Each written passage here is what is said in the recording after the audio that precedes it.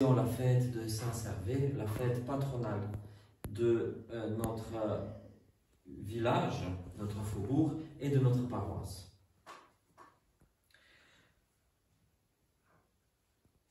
C'est le patron de cette chapelle. Quand nous avons mis en place cette chapelle en 2010, nous nous sommes posé la question, mais quel titre allons-nous donner à cette chapelle? Et on s'est rendu compte d'une chose. Vous voyez, quand un village porte le nom d'un saint, c'est parce que au début, il y a eu une chapelle ou une église avec le nom du saint. Et d'ailleurs, c'est pour ça qu'il y a des localités qui étaient plus grandes et qui se sont divisées en deux, parce qu'il y avait deux paroisses, comme Woluwe-Saint-Pierre et Woluwe-Saint-Lambert. Ou Haine-Saint-Pierre et Saint-Paul, parce qu'il y a eu deux églises. Ici, Saint-Servais, le village de Saint-Servais porte ce nom parce qu'il y avait anciennement une chapelle dédiée à Saint-Servais. Et puis, par la suite, on a construit deux autres églises dans le village, l'église de la Sainte-Croix et l'église du Sacré-Cœur plus récemment. Et l'ancienne église Saint-Servais, enfin l'ancienne chapelle Saint-Servais, est tombée en ruine. À la place de cela, on a construit une autre église et on l'a appelée Notre-Dame de Lourdes. C'était à l'époque, c'était très en vogue, les soi-disant apparitions de Lourdes. Donc, Saint-Servais n'avait plus de titre dans le village. Et puis cette église-là, dite Notre-Dame de Lourdes, elle a encore changé de nom, maintenant elle s'appelle Saint-Raphaël, Nicolas et Irène. Mais il n'y avait plus dans le village de lieu de culte avec le nom de Saint-Servais, alors que le village portait le nom. Donc du coup, il était tout à fait naturel de donner à cette chapelle le nom de Saint-Servais. Alors pourquoi Saint-Servais? Pourquoi est-ce que déjà en premier lieu, il y a eu une chapelle avec le nom de Saint-Servais? Parce que Saint-Servais évangélisait pas mal ici en Belgique. Pas mal de localités, de régions, j'ai envie de dire. Alors Saint-Servais est parti d'Arménie. Alors quand on lit les biographies du saint, certains disent qu'il a fui la persécution. Mais en fait c'est faux, parce que en Arménie il n'y avait pas de persécution. Au contraire, l'Arménie était le premier État politique du monde à avoir adopté le christianisme comme religion officielle. Donc il n'a pas dû fuir pour la persécution, mais sans doute pour une autre raison.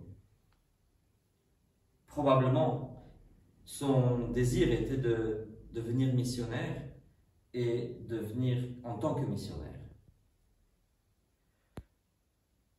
Son nom n'était pas Servais, sans doute. On l'appelle Servais parce qu'il vient d'une région qui s'appelle Shirvan en arménien. Et probablement, quand il est arrivé ici, il s'est présenté comme ça, comme par exemple, hein, il arrive souvent que quelqu'un vienne dans un village, quelqu'un qui est, par exemple, anglais, et puis tout le monde va l'appeler l'anglais, peu importe quel est son prénom, on va l'appeler l'anglais, de telle façon que l'anglais est maintenant un nom de famille en Belgique. Ou il y a des gens qui sont venus de Flandre vers la Wallonie, on ne les a pas appelés par leur prénom, on les appelait Flamin.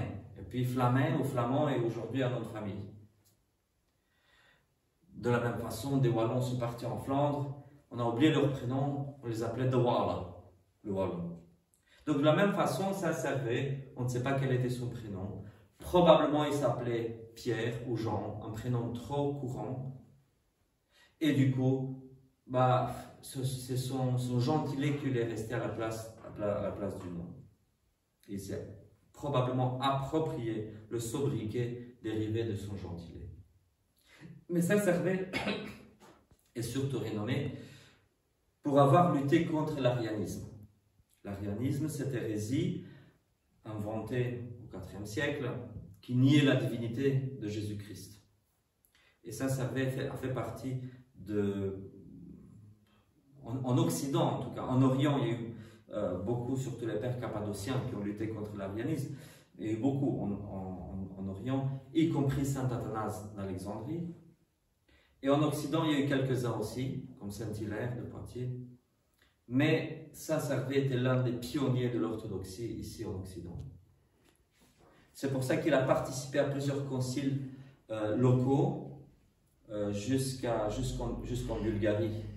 Donc il s'est déplacé à Rimini en Italie, en Bulgarie, il s'est déplacé partout en Occident pour des conciles contre les Ariens.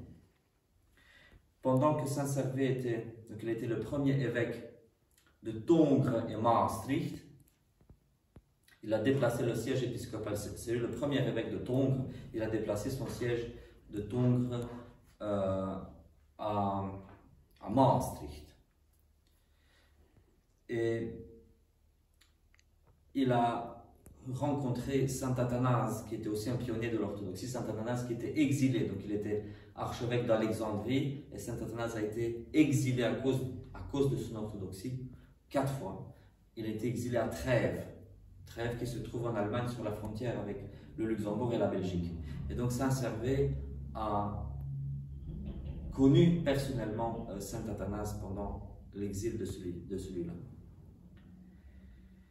Alors, qu'est-ce qui nous reste à nous autres? Qu'est-ce qu'on doit faire? Qu'est-ce que nous devons? Pourquoi est-ce qu'on le fête déjà? À quoi ça sert de fêter Saint-Servais? La meilleure manière de le fêter est de suivre sur ses traces, suivre sur ses pas, évangéliser comme il a évangélisé lui-même et lutter pour l'orthodoxie du mieux qu'on peut. Amen. Amen.